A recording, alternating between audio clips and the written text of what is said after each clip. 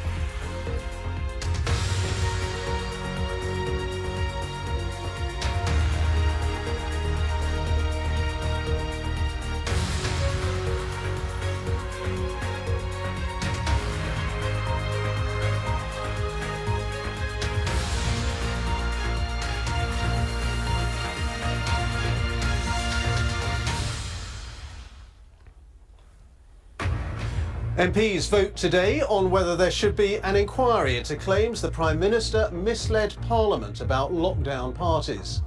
Boris Johnson himself is thousands of miles away on a trade mission to India. He says any inquiry should come after the full facts are known. All I would say is I don't think that that should happen until the investigation is completed, and that's my only point. It was all a long time ago. Every time every time one of these arguments is trotted out, the status of this House is gradually eroded. Well, the government has now dropped attempts to delay today's Commons vote, also this lunchtime. Russia abandons plans to storm the steelworks in Mariupol, where Ukrainian fighters are holding out, but it will blockade it instead.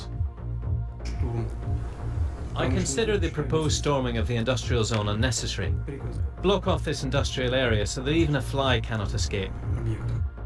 Meanwhile, Ukraine says 4 buses carrying civilians from Mariupol have now managed to leave the besieged city.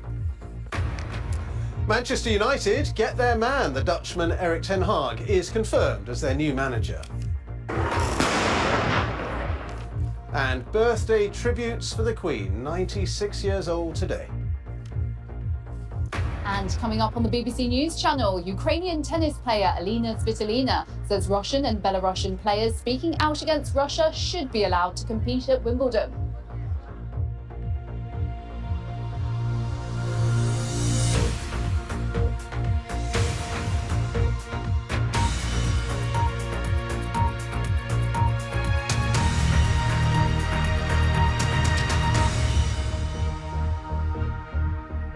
Hello, good afternoon. Welcome to the BBC News at 1. The Prime Minister is on a trade mission to India today.